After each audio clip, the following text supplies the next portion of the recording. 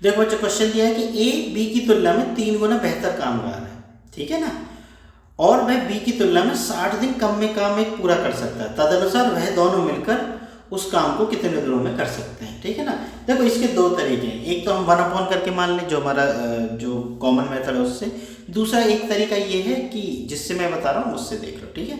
तो देखो इसमें क्या है, वो क्या है कि क्योंकि मैंने सारी चीज़ें पावर से समझाई तो मैं पावर से इसको हल करूँगा।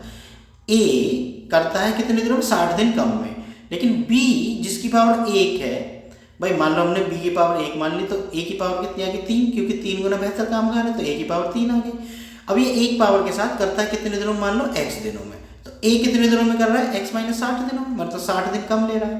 अब देखो इस तरह के क्वेश्चन है उनका एक रूल होता है कि जिसकी पावर जितनी कम है वो उतने ज़्यादा दिन लेना है, मतलब इसकी पावर की गुना इसके दिनों में हम करें और दूसरे की पावर की गुना बराबर रख सकते हैं हम दूसरे की पावर की गुना दूसरे के दिनों में, क्योंकि अनुपात की तुलना इसी हिसाब से होती है। यहाँ से हमें क्या होगा, x का मान मिल जाएगा, ठीक है ना।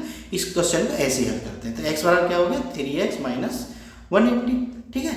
तो ये क्या हो गया भाई, ऐसा करो x इधर से घटा दो, 180 इधर ले आओ, ठीक है ना। तो 180 बराबर हो गया कितना, 3x - x, तो ये क्या हो गया 2x, ठीक है। तो 2x बराबर कितना हो गया, 180, यहाँ से देख लो बराबर 180, तो x बराबर कितना हो गया, 180/2, कितनी बार आ गया, 90।